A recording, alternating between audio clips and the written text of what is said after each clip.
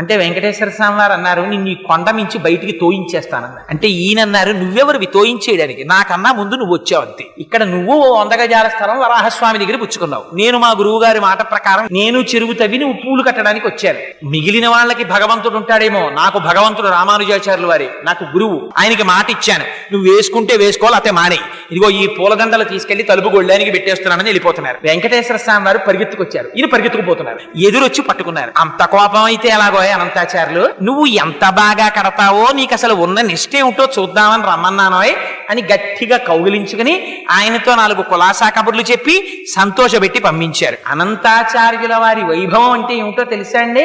ఆయనకోసారి జ్వరం వచ్చింది, గుళ్ళోకి వెళ్ళడం మానేశారు. మానేసి శిష్యులకి ఇచ్చి పూలదండలు పంపిస్తుండేవారు. పంపిస్తుంటే ఆయన మంచం మీద పడుకుని ఉంటే వెంకటేశ్వర స్వామి వారు అర్చకుల్ని పిలిచి, రావట్లేదే అనంతాచార్యులు 3 రోజుల నుంచి అని అడిగారు. ఆయనకి తెలియదా? అడిగితే అర్చకులు అన్నారు, కొంచెం జ్వరంగా ఉందండి, పడుకున్నాడన్నారు. మీరు వెళ్ళి అడగండి, జ్వరం తగ్గకపోతే వెంకటేశ్వర స్వామి వారు డాక్టర్లని పంపిస్తారట, వైద్యుల్ని, తగ్గిందా లేదా ఇంకా ఎక్కువగా ఉంటోందా అడిగి రమ్మన్నాడని అడిగి రండి అన్నారు. అర్చకులు వెళ్ళి అడిగారు. అడిగితే ఆయనకి కోపం వచ్చి అన్నారు, చాలా ఎంత దయాళు అయ్యా మీ ప్రభు, ఐశ్వర్యవంతులతో సంధ్యావందనం చేయించేవాడు మీ ప్రభు, వెళ్ళి రమ్మనన్నారు. అంటే వాళ్ళు వెళ్ళి ఇదే మాట చెప్పారు. అసలు మూతి ముడుచుకుని మీ మీద విసుక్కుంటున్నాడండి, నాకు వైద్యుల్ని పంపిస్తాడా? అబ్బో అంత ఖాళీ దొరికింది ఏమిటి ఆయనకి, ఐశ్వర్యవంతులకి సంధ్యావందనం చేయించేవాడు, ఆయన నాకెందుకులే సేవ చేయడం అన్నారండి అన్నారు. అంటే వెంకటేశ్వర స్వామి వారు తనే బయలుదేరి వచ్చారు. వచ్చి, ఏమో అనంతాచార్యులు అనారోగ్యం తగ్గిందా అన్నారు. ఇటువైపు నుంచి అటువైపు తిరిగి పడుకున్నారు.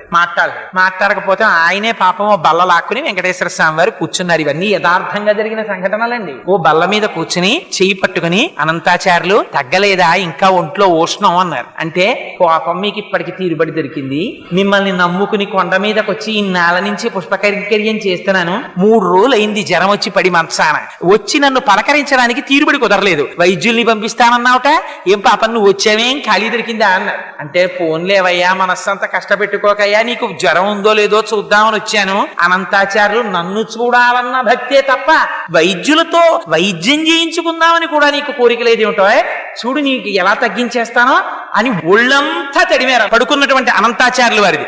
ఆయనకి జ్వరం అంతా తగ్గిపోయింది. లేచి నిలబడి కపాల కాళ్ళ మీద పడ్డారు. పడి, స్వామి అలకొచ్చేసింది, ఏం చెయ్యమంటారు, ఎప్పటి నుంచో ఈ శరీరానికి ఉండిపోయిన ఉద్రేకం, అహంకారం, మీరొచ్చినా కూడా అంత కోపంగా మాట్లాడాను, మీరు రాలేదని మనస్సులో ఉన్నటువంటి వ్యగ్రత చేత అలా మాట్లాడాను, మరోలా అనుకోకండి స్వామి, నన్ను క్షమించండి అని ఆయన కాళ్ళ మీద పడ్డారు. అనంతాచార్యులు, నిన్ను క్షమించడం ఏమిటో అని పొంగిపోయి కౌగిలించుకుని పాపం గుళ్ళోకి వెళ్ళారు వెంకటేశ్వర స్వామి వారు.